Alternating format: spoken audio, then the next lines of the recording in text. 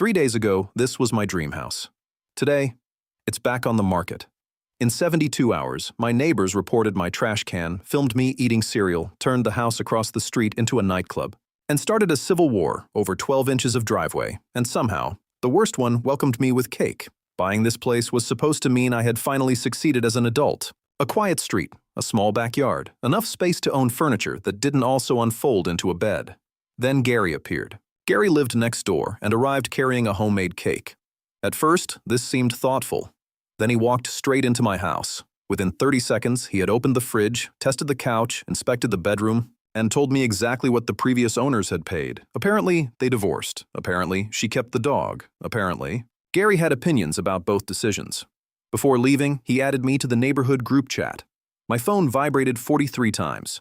The group was called Maple Grove Community, which sounded friendly until I discovered it was actually a digital courtroom. The administrator was Linda.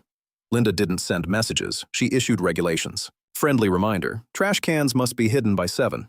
Friendly reminder, grass should remain between 2 and 3 inches. Every message began with friendly reminder and ended like a threat from a very small government. I replied with a thumbs up. Linda sent 6 paragraphs explaining the correct use of emojis. The next morning, I moved my trash can at 7:02.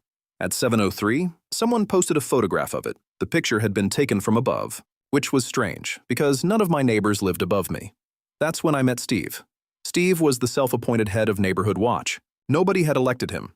Nobody had asked him, but he had installed enough cameras to monitor a medium-sized prison. He showed me footage of myself taking out the trash. Zoomed in, enhanced, with a red circle around me, just keeping the neighborhood safe, he said. From what? Recycling? By the end of the conversation, Steve knew what cereal I ate, and exactly how long my girlfriend had stayed the night. He said 2 minutes seemed unusually short. I told him his camera must have buffered. So I installed a fence. It blocked his cameras. Unfortunately, it did not block the sky. The next morning, a drone was hovering outside my bedroom window. Steve claimed he was inspecting his gutters. His house was across the street. I complained in the group chat. Linda reminded me that personal disputes should be handled privately. She sent this publicly to 87 people. So I muted the chat and decided to enjoy one peaceful Friday evening. Then 12 cars pulled up outside the empty house across the street. Nobody lived there. It was an Airbnb. Every weekend, the neighborhood received a new collection of people who believed they had rented both the house and the surrounding postal code. By 9, my driveway was guest parking. By 10, they had installed an inflatable hot tub. By 11, someone was performing karaoke with the confidence of a professional singer and the voice of a malfunctioning smoke alarm. I opened the group chat, expecting outrage. Linda had muted it. Steve's cameras were suddenly offline, and through the window, I saw Gary at the party, holding a red cup. He was still carrying the cake plate. The next morning, I placed one cone at the edge of my driveway. This was apparently an act of war. Linda created a poll titled, "Has the new neighbor become hostile?"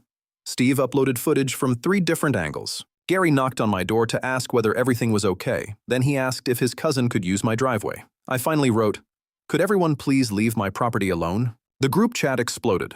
Linda submitted a 4-page complaint about my fence, written with so many legal terms that she had clearly discovered artificial intelligence. Steve added 2 cameras, Gary borrowed my garden hose, and somehow returned it shorter. So I escalated. I installed 1 camera. Steve installed 12. I added a taller fence. His drone rose another 6 feet. I placed 2 cones. Linda created another pole. By Sunday afternoon, nobody remembered how the war had started, but everyone had chosen a side. So I did the only mature, responsible thing left. I put the house up for sale. The first buyer arrived the following morning. He loved the kitchen. He loved the backyard. Then he asked the most dangerous question possible. What are the neighbors like? I looked outside, for the first time all week. The street was completely silent. Linda waved politely. Steve lowered his binoculars. Gary stood on his porch, holding another cake. "They're very close," I said. The buyer signed that afternoon. As I drove away, I saw Gary walking toward him, cake in one hand, phone in the other. 30 seconds later, the new owner had been added to the group chat. I had escaped. Unfortunately, I still had a mortgage to pay. So the next morning, I started a new job. And somehow, the neighbors had only been the warm-up.